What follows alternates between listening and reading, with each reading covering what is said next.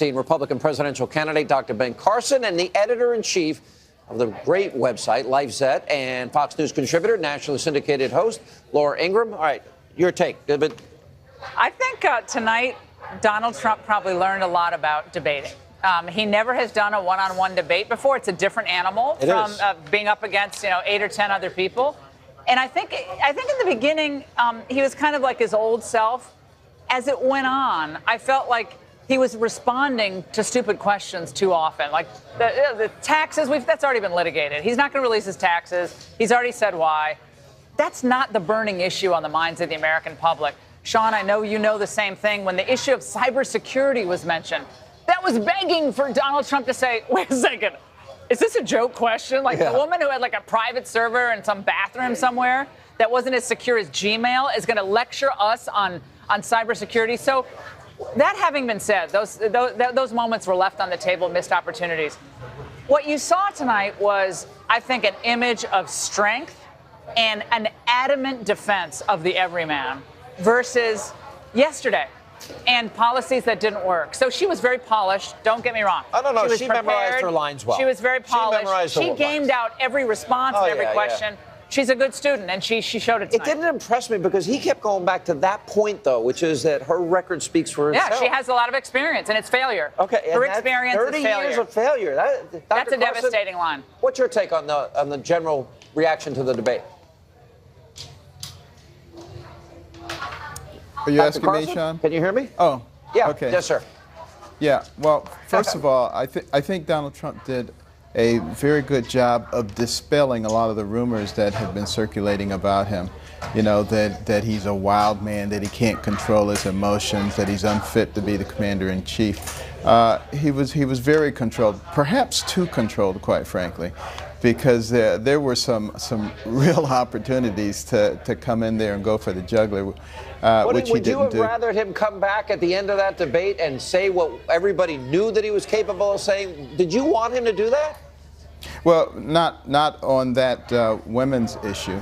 But, certainly when the question of cybersecurity came up and Hillary Clinton was talking about, the Russians and how they were, stealing our secrets, compromising us, and that would have been a perfect opportunity to come back and say, so is that why you had a private server? Is that why you exposed our agents on the field to danger?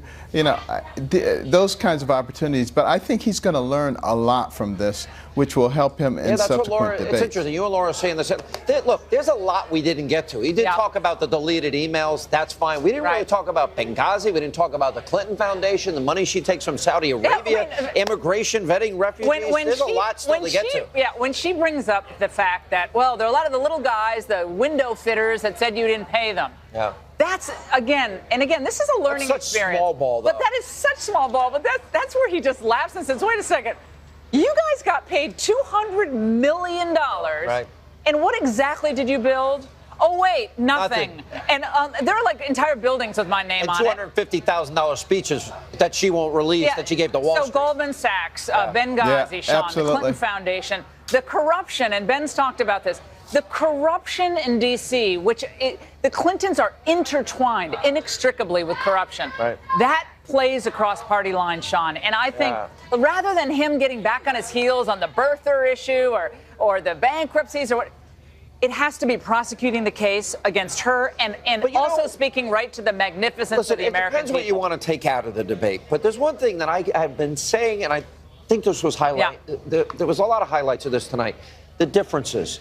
This is a choice election, Dr. Carson. And on the issue, she is admitting she wants to raise taxes. She's admitting she wants to continue what we did the last 8 years that have failed, where we have 12 million more Americans on food stamps, 8 million more in poverty, double the national debt, the worst recovery since the 40s. Really? You want to finish that? He talked a little bit about that.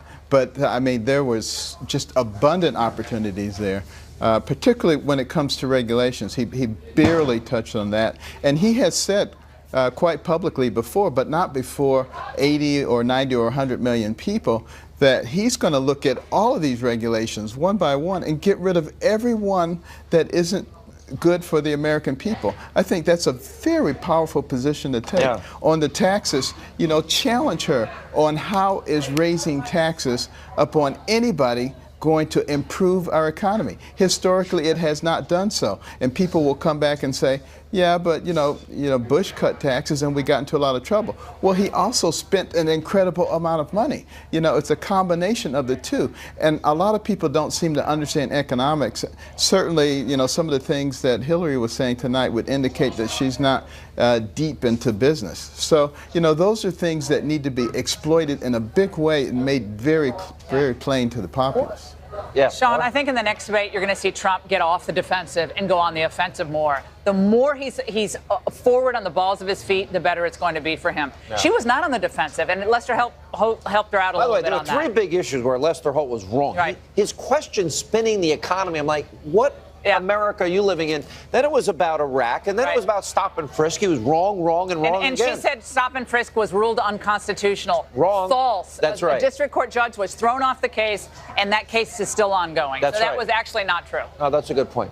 All right, good to see you. Great to see you, Sean. I appreciate it. And thank you, Dr. All right. Carson. Thanks, John. And coming up, Absolutely. Austin Goolsbee, Monica Crowley coming up next. Also tonight, Eric Trump will join us. Kellyanne Conway and Ryan Priebus join us with debate reactions. Straight ahead.